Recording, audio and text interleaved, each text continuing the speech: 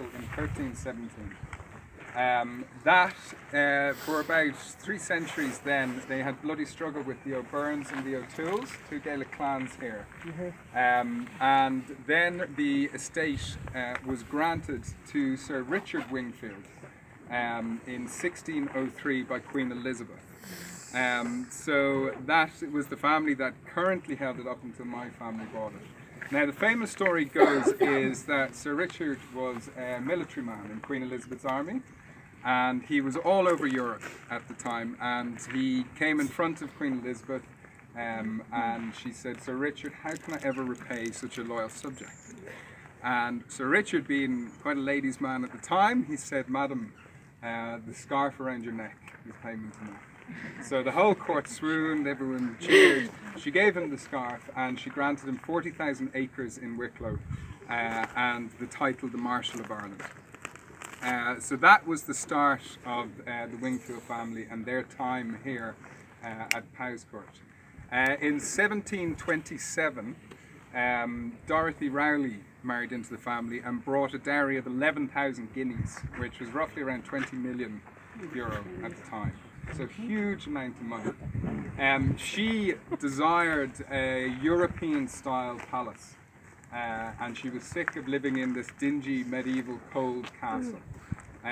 So with the help of an architect, Richard Castle, they transformed the house into the 2 stories there, first of all, into this kind of Palladian style house. And then in 1750 an extra 3rd story was added. So she was really ahead of her time. She was big into European design and she wanted to transform this whole area, which would have been completely different to what we see now, into a sort of a place where she could bring friends from all across Europe to visit. So she really transformed it. It was then the 6th and the 7th Viscounts. So they were sort of from the 1820s up to the 1890s that really transformed Powerscourt into what you guys see today. So that would be like what we're in at the moment is the Italian gardens. So the Italian garden design is all symmetrical. So basically everything you look at on here, it all mirrors, one side mirrors the other side. However, one of the specific designs about this garden, and it is intentionally done, and it was intentionally done when the house was redeveloped into what you see now, was to actually offset the house to the mountain. So the gardens are symmetrical. However, the mountain, the Sugarloaf, is asymmetrical. And this is intentionally done because they were very clever back then with their design. They didn't want to create anything that was going to be too perfect or stand out too much. So they had to marry in the man-made structure that we see here with the greater landscape. And the natural landscape in the background. So that's very much why, you know, that's a slight imperfection, but it actually makes it perfect. And it was the 6th and 7th that did all the big North American conifers, all the big planting. The statue, Apollo and Diana, who are the protectors of the garden. The winged horses, Fame and Victory, Laocoon, all of the other statues. So they were big into this kind of, and that's what they saw in Europe, and they wanted to create that here. Also, small little interesting design features would be, say, the Prunus lusitanica, these sort of lollipop laurels that you see throughout the garden. And this was another really clever design feature. They wanted orange trees. So you can't grow orange trees in Ireland. Not to this style. So this is the substitute for orange trees. So very clever little design features. Then that was brought through. The Wingfields had the estate. My family, the Slazenger family, then bought the estate in 1961. So basically it was down to the Wingfields ran out of money. This garden wasn't open to the public. It was a pleasure garden, and they simply couldn't keep the estate. So it went up for sale. It was actually an advertisement in the paper, and strangely enough, in the paper at the time, it was a picture of the waterfall. So I don't know if you guys are familiar with Powerscourt Waterfall, which is fantastic. It's a shame you can't see that. But that was the main picture, and then a small little picture of the house in the bottom left. I don't know why they didn't do it the other way around. But my grandfather was a physicist and an engineer, and he thought hydroelectric power. He was ahead of his time in that sense, and that's what he wanted to do.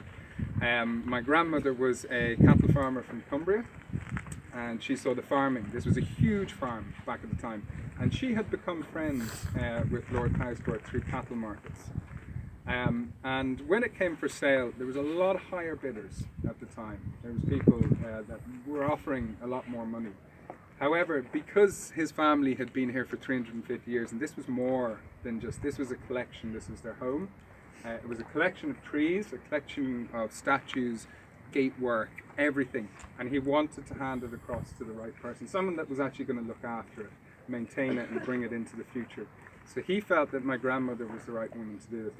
My grandfather was a bit of a mad scientist, and he just liked the idea of experiments. But it was her that really took on the responsibility and took on the weight of the responsibility of the estate. And the idea was to bring it forward into a tourism-based business, but keep the heritage of the site as well. Unfortunately, on the 4th of November 1974, there was an accidental chimney fire on the top floor of the house, and this ravaged right through. The entire house burnt down. Apart from the shell that you see, the wooden roof collapsed, and we lost 80% of the contents. So that's 350 years gone in one night. The ironic thing was the house was actually due to open to the public the next day. Whoa. So this was it was a huge loss, actually a loss that my grandparents never recovered from. They subsequently moved to the Isle of Man after that, and it was my late uncle, Dr. Michael Schlesinger, that took on the responsibility to rebuild the house in 1996, and eventually it was completed and opened by Mary Robinson in 1997, with the idea of having this as a sustainable estate, somewhere that could, they quickly realized we can't maintain and evolve and develop these gardens and estate without having an income coming in, because it's proven that it hasn't worked in the past. They just ran. So that's where we are currently. We get over about 500,000 visitors a year, which is fantastic. Largely Chinese, actually. 60% of our business is Chinese, so huge international market, really big international market. But basically, the more people we can get in, the more income we can get, the more myself and Will can spend. We're gardeners, we're not accountants. Like yourselves. So we just want to be told